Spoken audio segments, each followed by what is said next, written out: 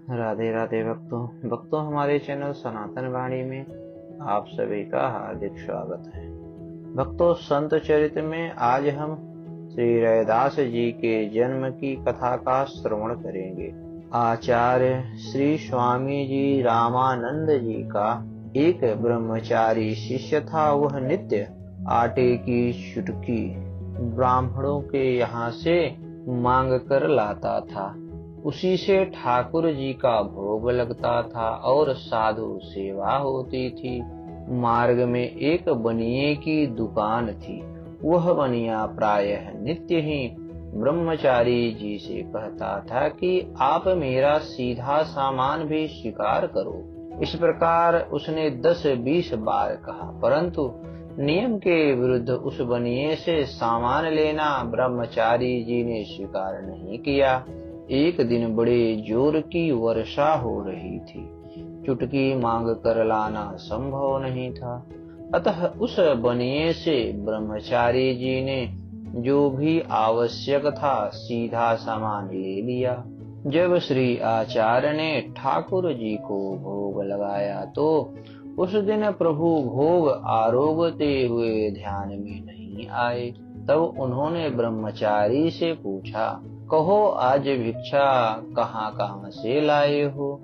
उसने उत्तर दिया, एक बनिए से। श्री स्वामी जी ने कहा, जाओ पता लगाओ। पूछने से मालूम हुआ कि बनिए ने किसी निम्न वर्ण की प्रेरणा से अन्न दिया है। वस्तुतः काशी में रघु नामक एक चर्मकार था। पूछने पर किसी सज्जन ने उससे कहा था कि तुम्हारी भिक्षा स्वामी श्री रामानंदाचार्य जी स्वीकार कर लें तो निश्चय ही तुम्हें संतान लाभ हो सकता है। अतः विश्वास पूर्वक पुत्र की कामना से उसने ही बनिए के माध्यम से स्वामी जी के पास तक भिक्षा पहुंचाई थी।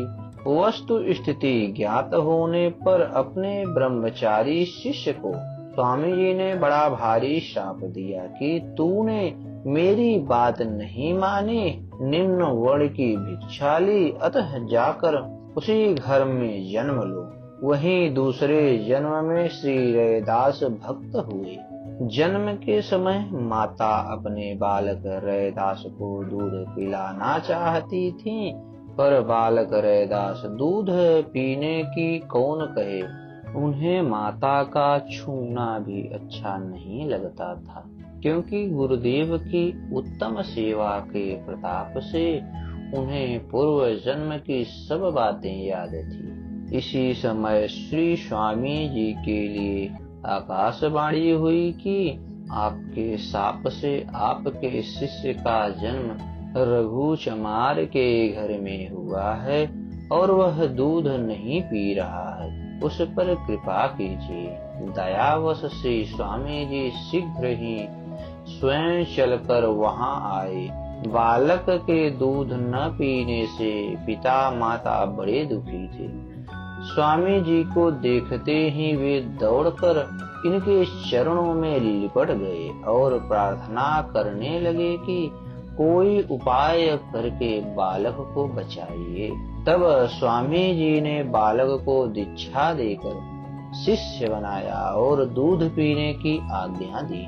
बालक के सब पाप दूर हो गए और वह दूध पीने लगा।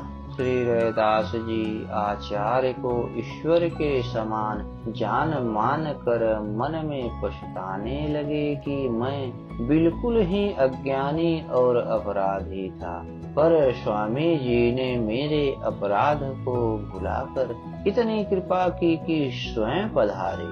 भक्तों, आज कथा में इतना ही। आने वाले भाग में आगे की कथा का श्रवण करें। भक्तों, हमारी यह कथा आपको कैसी लगी कृपया कमेंट कर हमें अपना सुझाव दें और हमारे चैनल को ज्यादा से ज्यादा सब्सक्राइब करें। धन्यवाद।